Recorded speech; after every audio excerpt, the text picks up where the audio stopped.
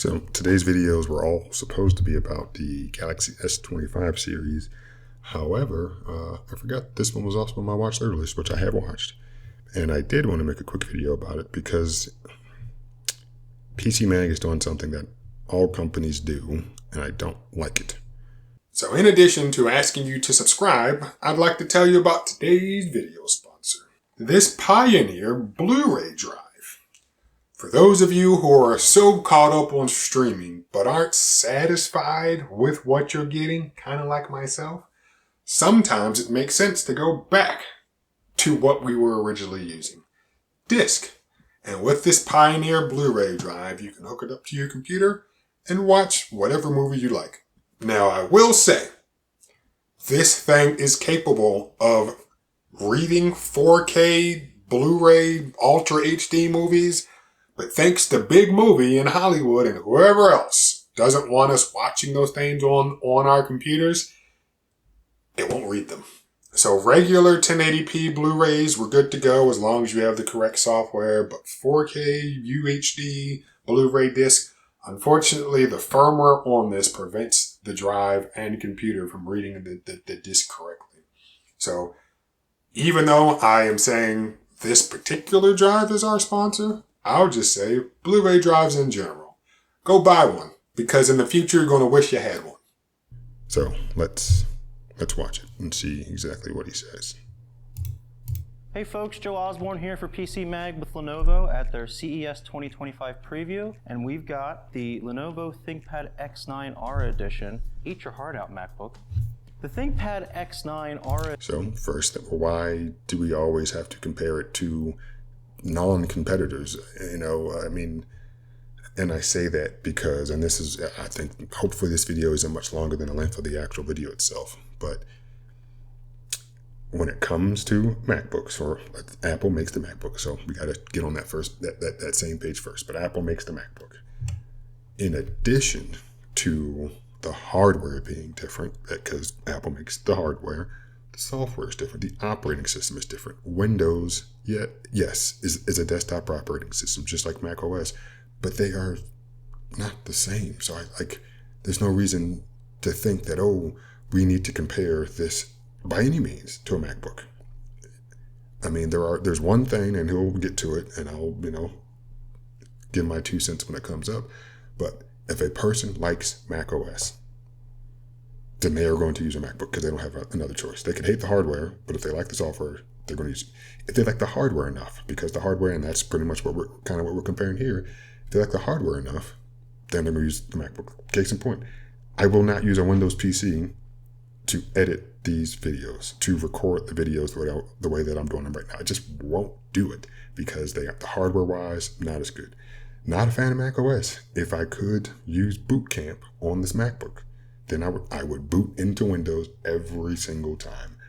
But for a bunch of reasons, I can't. So yeah, I hate these unnecessary comparisons that give, one, attention to Apple when they don't need it, but it's just, hey, let's focus on this. You could talk about other Windows laptops. You could talk about other ThinkPads. And he kind of will, but there's no reason to always bring Apple into the conversation. Will come in two varieties, 14 inches and 15 inches, and they are directly designed to compete with the other Camp's line of thin and light ultra portable laptops. But how do they compete? How do they compare? What do they do differently?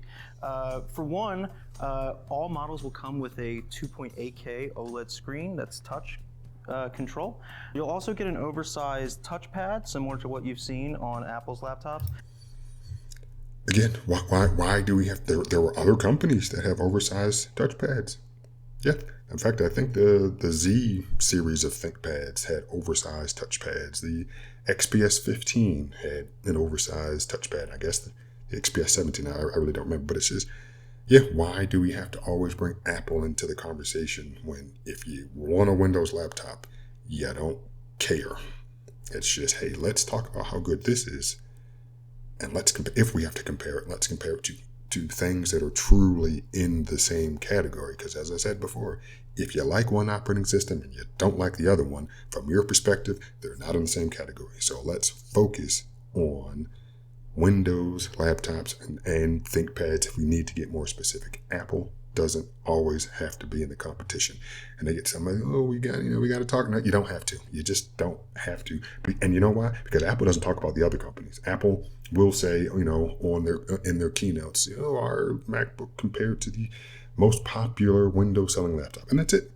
I think in the specs they might, in the small text they might say, oh, well, when compared to, and they might say like an actual model or something, but they are not openly always trying to compare their products to specific brands. It's okay for the iPhone. They might talk about how it's better than Android as a whole.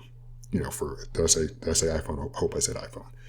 And then for the Mac, we compared it to this one product. And you have to squint or pause the stream to see exactly what thing they're talking about. But it's not always, we're better than every Windows computer. No, just stop always feeling like you need to bring Apple into the conversation. And notably, you'll notice the track point is missing. You don't get to that level of comparison by sticking with some old designs, but don't freak out. The track point isn't going anywhere. You'll find it in other products. So what is the other way that this laptop competes with the other camp? You'll know that the... Let me let him finish. MacBook Air laptops are passively cooled. There's not enough room for fans in there. But keeping a similar level of thinness and lightness here... And even in that comparison, I feel like, he's wrong, okay? He's wrong. So... If you're going to bring, Apple into the conversation, you got to be correct with what you're saying. So he says there's not enough room. All right. So first of all, the MacBook Air for a long time did have a fan. Okay. And then when they changed to Apple Silicon, the M1 MacBook Air did not have a fan, but there was room in there for one because the chassis was the exact same as what it was for the past several years. But Apple said, hey, these chips are efficient enough to the point where we don't need a fan for our MacBook Air, okay? Which honestly is a huge selling point for the device. It is completely silent since it is passively cooled. And since the M1 MacBook Air, the MacBook Air has not had a fan. So we have the 1, the 2, and the 3. The 4 should be coming out. And I'm confident that if Apple wanted to put a fan in there, they would find the right engineers to design a fan that's so thin that it would fit in there if they wanted to. But yeah, if you're going to bring that type of language, not that he said anything derogatory, but it's, there's not enough room. Yeah, it's not enough room because they designed it to not have enough room because they don't need it. Whereas here, as we'll see, time and time again, these Windows machines always have fans. Let's let them finish. Decided, no, we can do one better. And what they've done here is what is called a port barrel underneath the laptop base. It maintains the same Z height that you would get just from the surface to up top. But what this does is it adds room for the ports that you're looking for. And here, notably, which you won't find on a MacBook Air, HDMI. Okay. Sure. Again, correct. The MacBook Air does not have an HDMI port. It does not.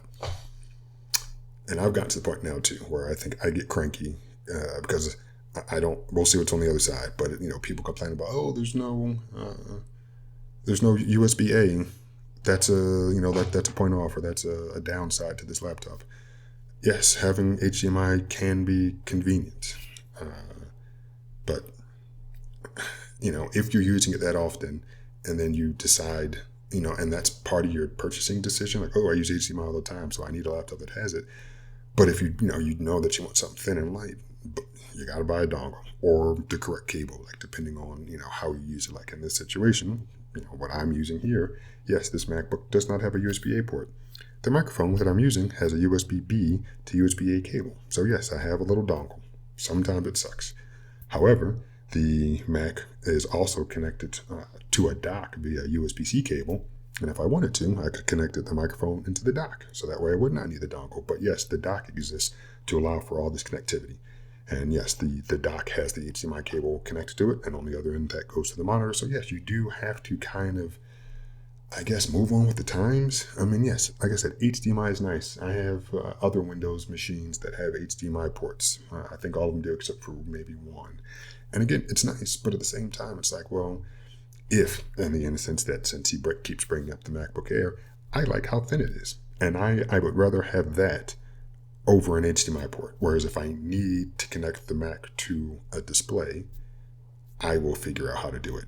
And I am holding it as a laptop more frequently than I am connecting it using HDMI. And if a person needs HDMI all the time, like I said, yeah, figure that out. But the MacBook Air was designed for a purpose. I think it does what it does very, very well. And this machine, in my opinion, is fine. Seems like it's going to do a good job. He has one more thing to say, then I'll come right back. Thunderbolt ports on either side, that's pretty standard, of course, along with the headphone jack. But what's the real trick here? That is fan cooling. It's not a trick. Okay? It's not a trick, in fact. Since you keep comparing it to the MacBook Air, that's a downgrade having active cooling. Because with that MacBook, and I started video editing on that M1 MacBook Air when I got it a couple years ago, I can do that without a fan. Here, having to have fans with, I'm assuming these would probably be some Intel chips, since there's some ThinkPads that have AMD, but we'll find out. But whether it's AMD or Intel, actually, are these going to be Qualcomm ones? I don't know. Any of those three companies still require fans, meaning that the chip just isn't as efficient. So that's not a trick, that's a downgrade. And I guess because it needs fans and you need that additional space, they're able to squeeze in an HDMI port. Cool, no pun intended. But yeah, that's not a trick. That's just, hey, we're doing the same thing we've been doing with everything else or with all of our other products because our chips just aren't as efficient as the company that I keep unnecessarily bringing up. You won't find that on a MacBook Air. And how does it work? But you will find it on a MacBook Pro. Okay? And I don't think he says how expensive this device is.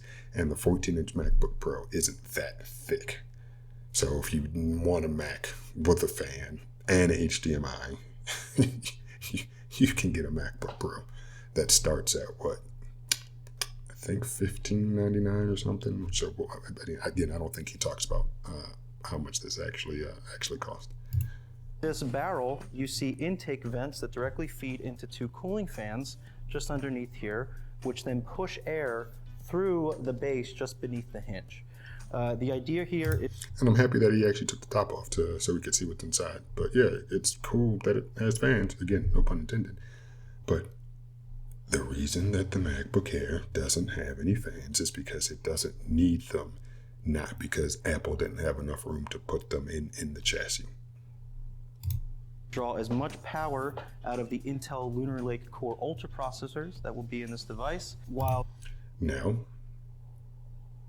in my opinion, again, that's just my opinion, is for these devices that are touted as so thin and light, maybe you do need to sacrifice some performance. You're like, oh, I want this to be, as thin as possible, as light as possible. Maybe we do need to say, all right, if this is what you want it for, the thinness, the portability-ness of it, then we're going to make it like a MacBook Air, again, since he keeps bringing it back up, and we're going to make it passively cooled. But in order to do that, we're going to have to sacrifice some performance.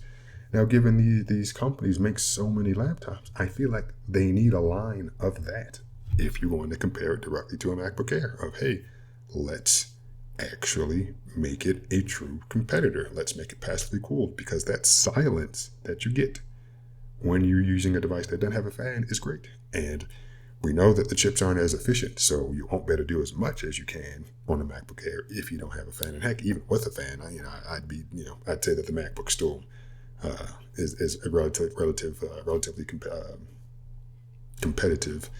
But again, having fans isn't a flex the way that he made it sound like it was. Being the most out of the thin and light design. So you can expect to see the Lenovo ThinkPad Aura Edition X9 14 and 15 inch in early 2025 for very competitive prices with what you've seen from the Apple Cam. Okay, so now I have to ask though, because again, he's not a Lenovo spokesman, but since he's comparing it to the MacBook Air and he says competitively priced, is it going to be competitively priced to the MacBook Air?